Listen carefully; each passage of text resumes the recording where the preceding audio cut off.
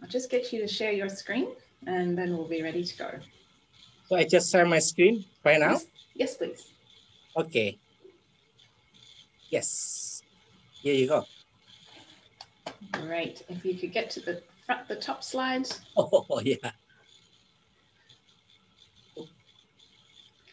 Great, thank you, and welcome everybody to the Indonesia update of our 2021 Politics in Action. My name's Thashara Dibley, and I'm one of the Deputy Directors at the Sydney Southeast Asia Centre. Just before I introduce our speaker, I'd like to acknowledge that the Sydney Southeast Asia Centre is on just get you to change the slide, the Gadigal land of the Eora Nation, and we just like to pay our respects to elders past and present who have cared and continue to care for country. So our speaker today is Dr. Burhanuddin Muhtadi from the Syarif Hidayatullah State Islamic University in Jakarta. Dr. Muhtadi is also the Executive Director of the Indonesian Political Indicator and the Director of Public Affairs at the Indonesian Survey Institute. His research interests include political Islam, voting behavior, clientelism, democracy, and social movements. Dr. Muhtadi will be speaking for 15 minutes, and during that time, if you have any questions, please post them in the Q&A. We'll have 10 minutes at the end for him to answer any questions. So, Dr. Muhtadi, please go ahead. Thank you, Thashara. Hello, everyone. My name is Burhanuddin Muhtadi. I'm Senior Lecturer at State Islamic University in Jakarta and Executive Director of Indonesian Political Indicator. Thank you for having me. I'm so honored to be invited for Politics in Action 2021 and so thrilled to share some updates on key political development in Indonesia. And specifically, I would like to talk about COVID-19 and Jokowi's second term agenda, political consolidation amidst public health crisis. There is almost no significant difference between the main agenda of Jokowi's first and second term. So the economy remained his first priority for his last term as a president. The game-changing factor comes in the form of constitutional term limit. So just before he was sworn in as president for the second term, Jokowi said that he will not have any burden because he cannot run again in 2024. However, this without burden statement should be understood in the context of economic reform. Jokowi is more courageous in carrying out unpopular economic policies to fulfill the commitment to the economic reform. For example, Jokowi enacted the job creation law, commonly known as Omnibus Law, to attract investment and create new jobs despite huge demonstration from labor union and students. But when it comes to democratic reform and human rights, Jokowi has shown little interest. In the first term, Jokowi still had electoral incentive to show concern for the most trusted law enforcement institution, KPK, but the incentive disappeared along with his inauguration as the second term president. Although Jokowi cannot run again, his coalition parties still need to compete in the next legislative election. While Jokowi might ignore the demonstration when launching controversial policies, his coalition can overlook such protests because they still need to get a vote in the next election. So to anticipate of defection from his coalitional parties, Jokowi added Gerindra, his long-time rival Prabowo's party, in his coalition. And because a lot of political accommodation, Jokowi's second term cabinet was like mix the good, the bad, and the ugly politician and professional. So everything was running as planned until COVID-19 hit Indonesia in March 2020. The pandemic not only brought a devastating public health crisis, but also was expected to undermine Jokowi's plan. Let alone during a pandemic which was marred by economic recession, during normal period of stable economic condition, it would have been difficult to carry out Jokowi's second term objective.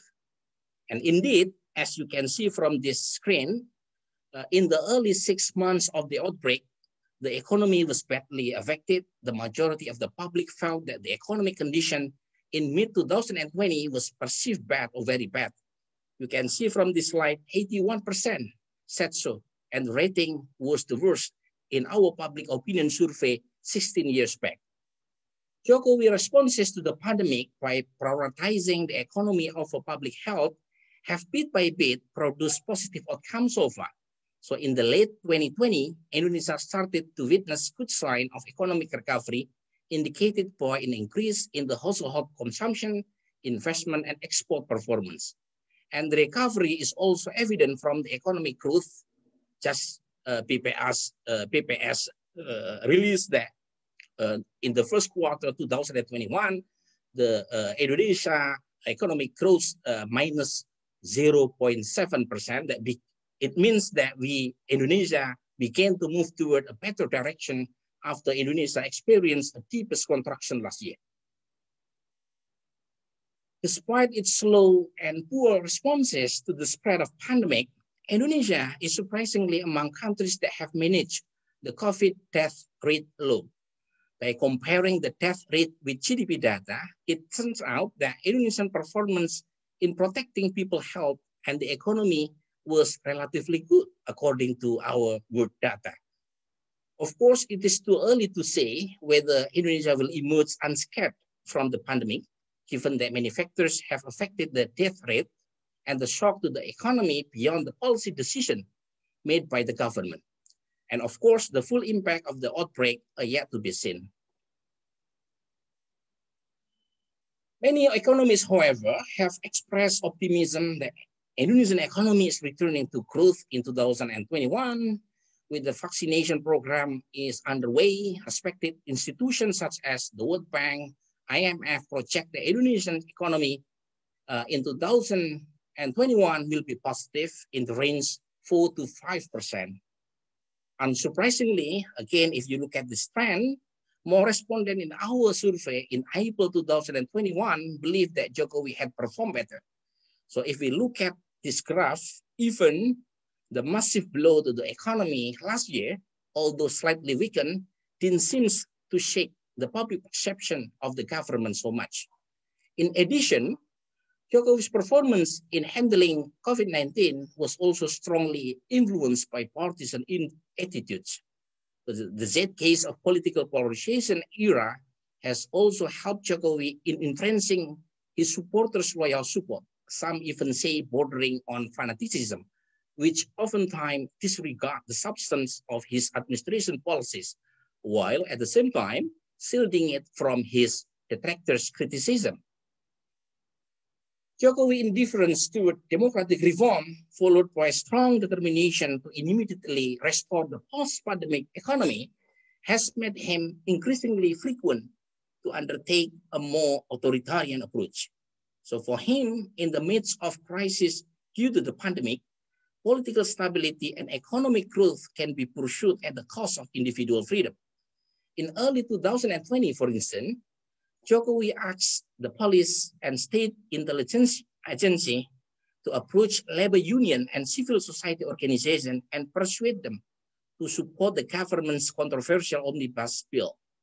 As argued by Greg Philly from the Australian National University, this greater involvement of the military, police, and intelligence in social and political affairs comes at a time when state intimidation of government critics has reached the highest level of the post-Suharto period.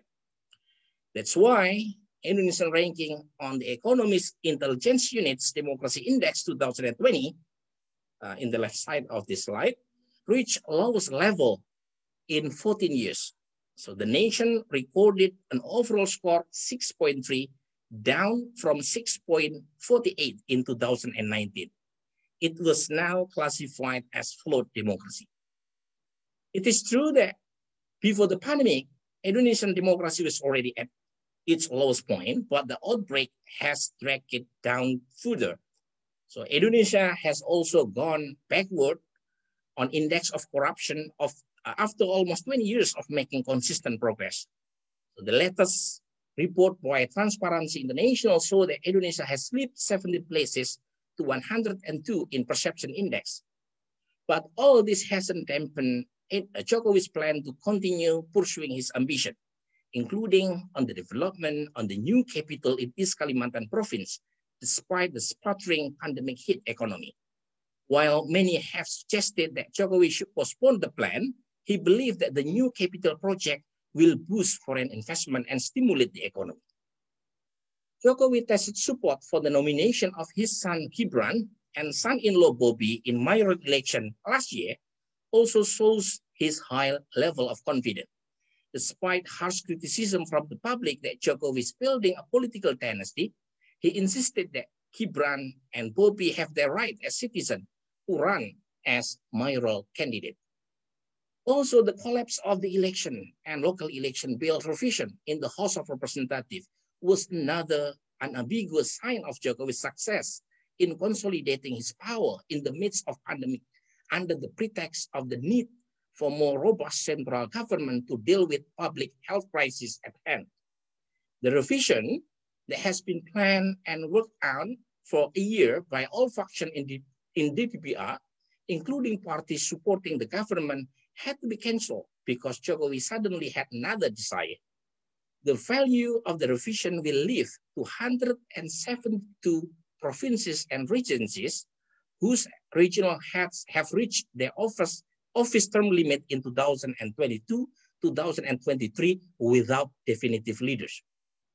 So the president and then the home minister will then have the prerogative to appoint acting regional head until simultaneous local election will be held in November 2024, just after Jokowi ends his presidency in October. In addition, with the collapse of election bill revision, parties required to attend 20% of the seat in the DPR or 20% of the national vote to be able to nominate a presidential candidate in 2024. Jokowi's centrality as the locus of political power has resulted in the phenomenon of one-party rule, in which many political parties have similar political stances following the president leads. This succinctly explains why the revision of the election bill failed. Not only that, in many ways, including even for controversial policies such as omnibus law, all political parties supporting the government agreed to support Jokowi's agenda. In the matter of sharing power with supporting parties, Jokowi is no different from previous president, but there are still visible differences compared to the previous presidential administration phenomenon, in which the president was oftentimes held hostage by his supporting parties. During Jokowi's presidential rule, it is often the case, it is not the party that controls the president, but quite the opposite. President Jokowi held the reign on the governing party coalition members so that even unpopular policies proposed by Jokowi can still pass in the DPR. So Jokowi's threatening power raised concern regarding the idea of extending the presidential term. Indeed, Jokowi repeatedly said that he doesn't want to add his presidential term and reject an amendment to the constitution, which now limits the presidential term to 2 periods. However, if it is true that Jokowi rejects the idea of extending the presidential term, why he let his allies to play this issue several times? For example, Jokowi's top ally, the chairman of his coalition party, Nasdem, Surya Paloh, said recently that he was open to the possibility of amending constitution so that Jokowi can be elected for a third time. In conclusion, even though the COVID-19 pandemic has clearly disrupted Jokowi's second-term agenda in launching a more visionary project and securing a monumental legacy, Jokowi successfully managed to maintain high public trust. Not only that, Jokowi has also succeeded in consolidating power in parliament to support his economic and political agendas. So we can argue that the public's diverted focus on ongoing public health and economic crisis due to COVID-19 pandemic has been inadvertently exploited by the administration to push through his agenda without much public scrutiny under normal situation. I will stop my presentation. Thank you very much. Great. Thank you very much for a very interesting presentation. We have about 12 minutes or so to answer some questions, and we've had a few questions come through in the chat here. So one of the first ones was around the perception of how COVID-19 has affected public perception of the military, and has the military moved to consolidate power before the end of Jokowi's term? Yeah, thank you to Sarah. So basically, the military has been trusted by Indonesian public even before the pandemic. So, and now if we look at the trend, the level of trust toward military is among the highest. That's happened before the pandemic. So even before the pandemic, TNI or military is the most trusted institution in Indonesia. This is quite surprising if we look at the trend, especially after the collapse of Suharto. At the time, TNI was among the lowest trusted institution, but now, since 2007 until now, TNI is among the most trusted institution, and that's happened even before the pandemic. All right, well, we'll skip over to another COVID-19 related question. So there's a question here about how reliable you think the data, COVID-19 data in Indonesia is in terms of cases and deaths, given the low levels of testing. And do you think that there's the risk of a new wave in Indonesia, like what is happening in India now? Yeah, basically, many people suspect that the data provided by the government not really reliable, especially because Indonesia have a very low level of testing and tracing.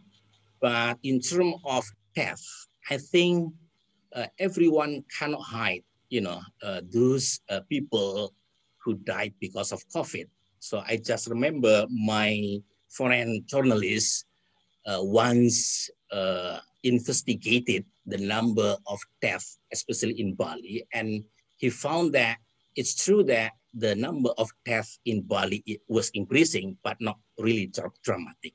So in terms of the data provided by our word in data or Johns Hopkins University, I think the measurement used by them are quite biased.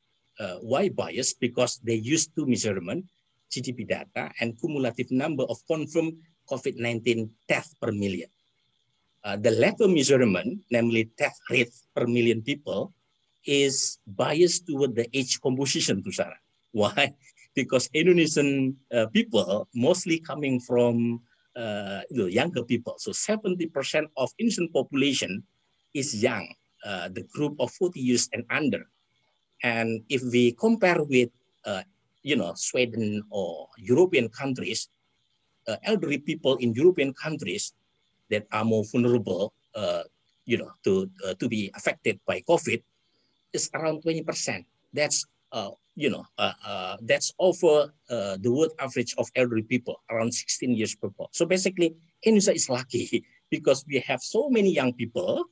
So the number of people who died from COVID relatively low. The second, from the economic point of view, Indonesian economic is basically domestically oriented. So that's why Indonesian economy not really affected by the global shock due to the pandemic. So again, this is because we are lucky. So and at the same time, the contribution of agriculture for economy in Indonesia is still quite big. While in fact, the agricultural sector is not too affected by the pandemic. So our weaknesses now become strength in terms of the pandemic. All right, I'm going to switch to some questions that are more directly linked to politics. Someone has posted the question, you mentioned that Jokowi's approval rating has been quite good over the last year. Could you comment on the impact of changes to law on the KPK on the popularity of Jokowi and the parliament? And could we say from your statistics that it hasn't had much effect? Yeah, so this is a worrying trend in Indonesia based on our latest surveys we found that people not really concerned on corruption as many as we found in previous years. So, and at the same time, Jokowi really smart when it comes to discussion on KPK law revision. He just blamed to the parliament. Well, in fact, the pass of the KPK law revision basically from the two sides, from the government and from the parliament. So now people just only care about the economy. And while the economy is getting better, indicated by, as I mentioned earlier, the economic growth and then the household consumption, people now, back to support Jokowi. But even during the pandemic, Tushara, last year, surprisingly, the level of trust with Jokowi is still over 60%. So I suspect because the public satisfaction with Jokowi, including how Jokowi is handling in the pandemic, is influenced by partisan attitudes. So those who voted for Jokowi and K. Maruf tend to be satisfied with Jokowi's handling of pandemic, while those who voted for Prabowo and Sandi, despite the fact that the two now are part of coalition, tend to dissatisfied with Jokowi. So these partisan attitudes really help Jokowi. So even during the massive blow to the economy last year, he still kept 60%. Now around 71.9% is very high. And I think this is why I mentioned in my presentation, he's quite confident now. He successfully consolidated his power even during the pandemic, because he believed that he can handle the pandemic, and at the same time, he still believed that he can maintain his public trust. So we have time for one final question, and thank you to everyone who's posted questions, and I'm sorry we haven't been able to address them all. So just in the final few minutes, if you could address the question from Rosa Evacuata. You mentioned at the end of the talk that building on extending the presidential term to a third, so you mentioned the possibility of Jokowi extending his presidential term to a third term, considering the history of how difficult and chaotic the previous 4 amendments to the Constitution have been. How likely do you think that this is, going to become a reality? Yeah. So basically, if we look at, coalition parties that support Jokowi now, it's very big.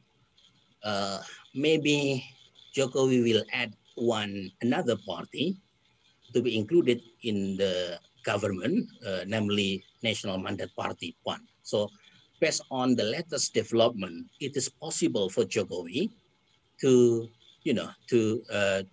amend the constitution in order to add his presidential term.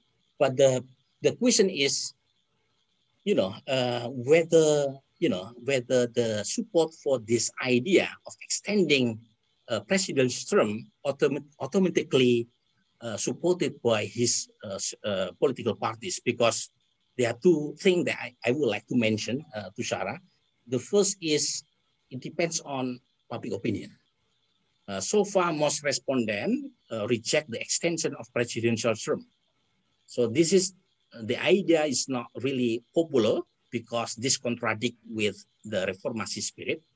And my survey data in April, 43% of respondents knew about the idea of extending presidential term, but most of them, 71% of them, refused to extend the presidential term.